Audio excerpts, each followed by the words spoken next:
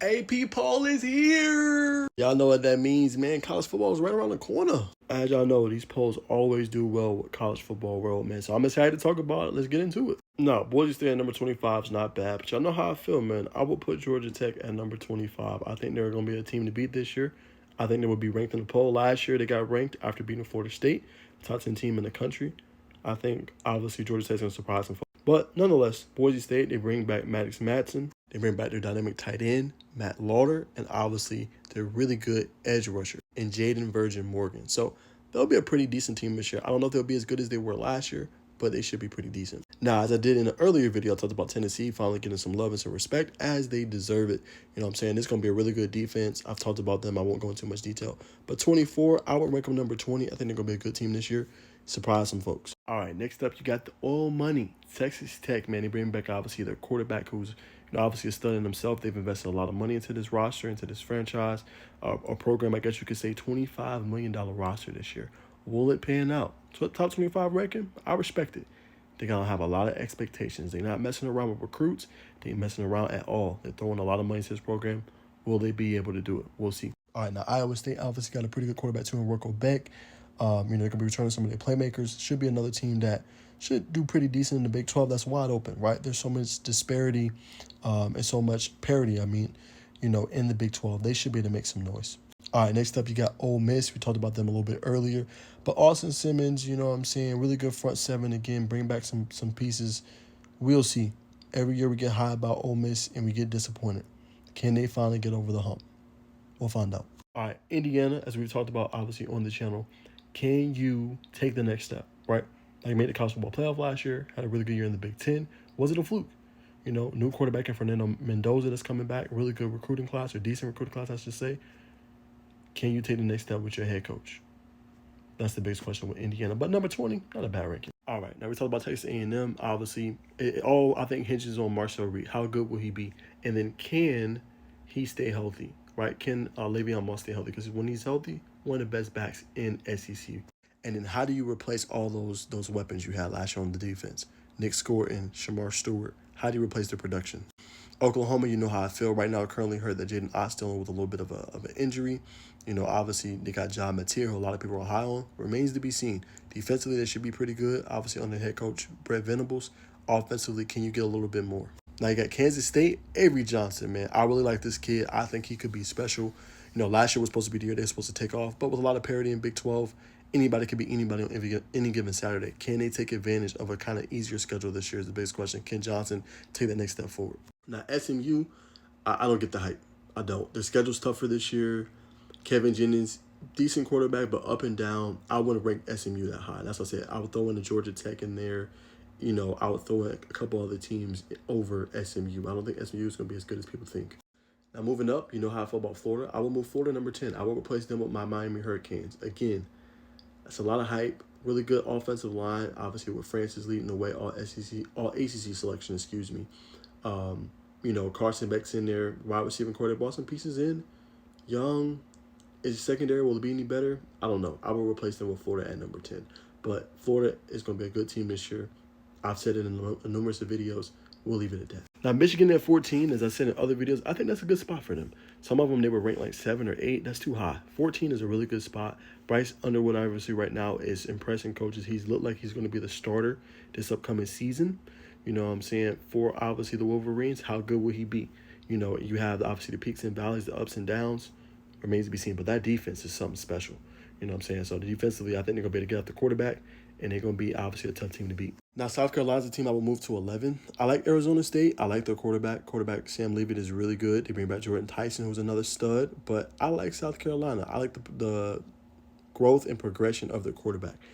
Really deep running back room as well, right? Oscar Adaway. You look at Matthew Fuller. You look at, obviously, Rashul Faison, who hopefully gets a waiver. He's been practicing. Hopefully gets a waiver to play this year. And then Illinois, right? Can Nick Harbor be that go-to guy, the number one guy? And then you got a guy I think that's going to break out this year, Michael Smith. So they got pieces they need to be successful. I think South Carolina's going to surprise them folks. And then defensively, they got Dylan Stewart, who was obviously named, All-American last year, has high upside, really good player. And you got Jalen Kilgore, who's a star, who plays a star position, a little bit of safety, a little bit of nickel corner. I think South Carolina will be just fine. And I got them making the college football playoff as well. Now, Illinois, it starts and stops with Luke Altmaier. Can you win some of those big games? You know what I'm saying? This upcoming season that you got on the docket. Some tough games in the middle of the season. Can Altmaier, can the crew, can the defense, can they be able to do that? Number 12 is not a bad ranking. I will move them down just a little bit, but I do think they are a top 15 team. But I will move South Carolina ahead of them and Arizona State.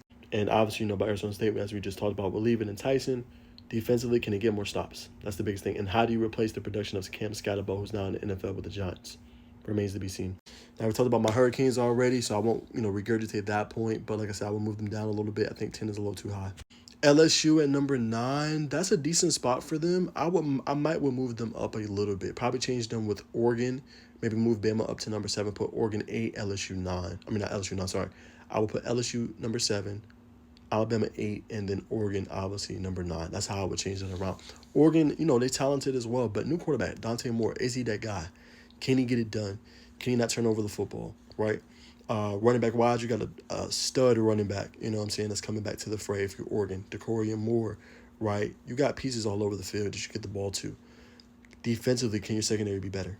Biggest question. And in the big games, can you win them? Not talking about regular season, talking about college football playoff. Under head coach Dan Lennon, who's a phenomenal coach, can you win those big games? Alabama is just getting the quarterback position right. That's it. I mean, loaded on both sides. We can go on and on. Jeremy Bernard. We can go Ryan Williams, Jalen Bakwa, who's been impressing in camp so far from what I've heard. They can run the rock with their veteran backs, good stable of backs. Is it Ty Simpson? Is he that bridge quarterback as you transition over to Keelan Russell? We'll see. But it's important that Bama gets it together, and they need some kind of consistency at the quarterback spot. It don't got to be 300 yards and 3 touchdowns. It could be 150 yards, 200 yards, and 2 touchdowns, and don't turn over the football. That's what they need. But this team is loaded. They can also make a run, and I wouldn't be surprised if they made it to college football playoff either. Now, LSU, big year. Big year. Because last year they started really good. I think they were 6-1 at one point in the year. Everybody's high on Garrett Nussmeier, and rightfully so. You know what I'm saying? Obviously got to start running back in Durham.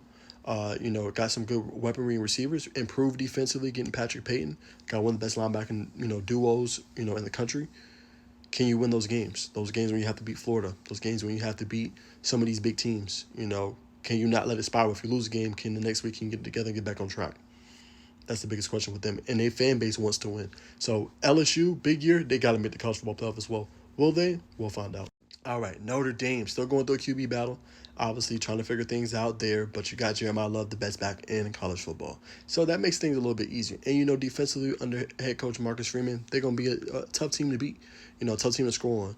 You're going to have to grind out drives. So, like their schedule, I think Notre Dame will be a tough out this year. How good will they be offensively remains to be seen. Now, Georgia at 5 is pretty good, I would say. A lot of good talent. Dalen Everett, KJ Bolden defensively, Kristen Miller, CJ Allen. They got pieces, It's offensively, right? It's Gunnar Stockton, that guy. We're going to find out, but they improved a lot. Bo Walker's been impressing in camp. They obviously got, that star freshman and Nate Frazier at running back. Good stable of backs as always. Will they lean more on the ground and pound attack as the quarterback figures it out, as he gets more adjusted, more acclimated? That's going to be the big question. But they got the weapons. C.J. Wiley, Taylor Taylor, They got Zachariah Branch, Noah Thomas. They got the pieces in order to do work on Saturdays. Will the quarterback be ready is their biggest question. Y'all know how I feel about Clemson. I think I would go either Clemson 1, Texas 2, or Texas 1, Clemson 2. Either one of those, I'm really cool with, to be honest, because both of those teams are elite. I'm not going to regurgitate the same points I've been saying about Clemson, but Clemson definitely deserves to be a top 4 team. I will put them number 2. That's just me. Probably Texas 1. Ohio State, pretty good ranking at number 3. Some rankings had them lower than that, 5 or 6. I like it. Still figure out who will be the quarterback. Should be Julian Sand, but we'll see. It does hinge a lot of their success on quarterback. Got one of the best DBs in the country in Caleb Downs, who's a future NFL draft pick. And we already know about Jeremiah Smith, and we already know about Carnell Tate and all those weapons that they got. Penn State, big year for you as well. Made the college football playoff last year, made it deep into the postseason. You probably haven't had this collection of talent in years. Nicholas Singleton, Katron Allen, obviously Drew Aller, who should be a top pick. Trevor Pena, good wide receiver depth. No excuses this year. Win the big games, beat Ohio State, beat your rivals. That's all Penn State has to do. And in Texas, it starts and stops with Arch Manning. How elite is he? I have him as a top quarterback. Y'all heard my talk in the other one. I think he's that guy. And I think we're going to find out week 1 when number 1 plays number 3. I'm going to definitely be watching that game on Fox. Noon kickoff. sign me the hell up. That's going to be a hell of a game. And it's going to tell us a lot about both teams, Ohio State and Texas. But that's my thoughts, y'all. Comment down below.